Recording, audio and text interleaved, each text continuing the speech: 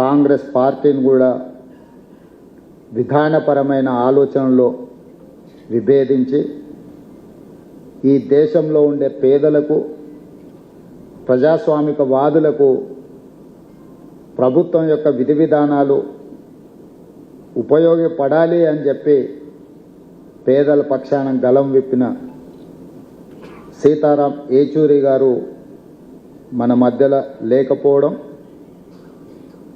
తీరని లోటు. కానీ వారి ఆలోచన విధానం, వారు విద్యార్థి దశ నుండి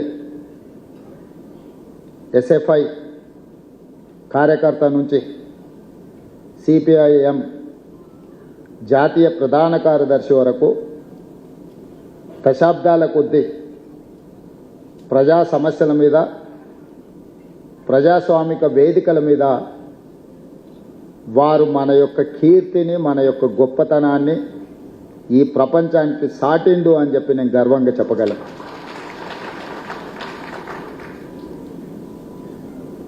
వారిని నేను తక్కువ కలిసిన, కాకపోతే పిసిసి అధ్యక్షుడు అయిన తర్వాత ఒక 2 సార్లు కలవడం జరిగింది. వారితో కొన్ని అంశాలు మాట్లాడుతున్నప్పుడు, వారితో మాట్లాడుతుంటే కీర్తిశేషులు జయపాల్ రెడ్డి గారితో మాట్లాడినట్టుగా నాకు అనిపించింది. ముఖ్యంగా మన రాష్ట్రాల నుంచి, మన ప్రాంతం నుంచి జాతీయ స్థాయిలో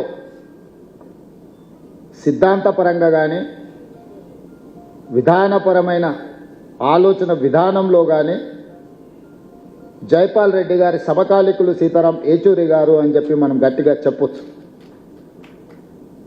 బ్రతికున్నంత కాలం నమ్మిన సిద్ధాంతం కోసం నిలబడే వాళ్ళు చాలా కొద్దిమంది.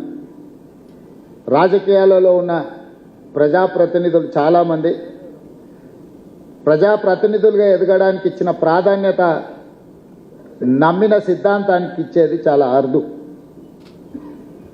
ఆ నమ్మిన సిద్ధాంతం కోసమే ఆఖరి శ్వాస వరకు నిలబడ్డ వ్యక్తి కామ్రేడ్ సీతారాం ఏచూరి గారు.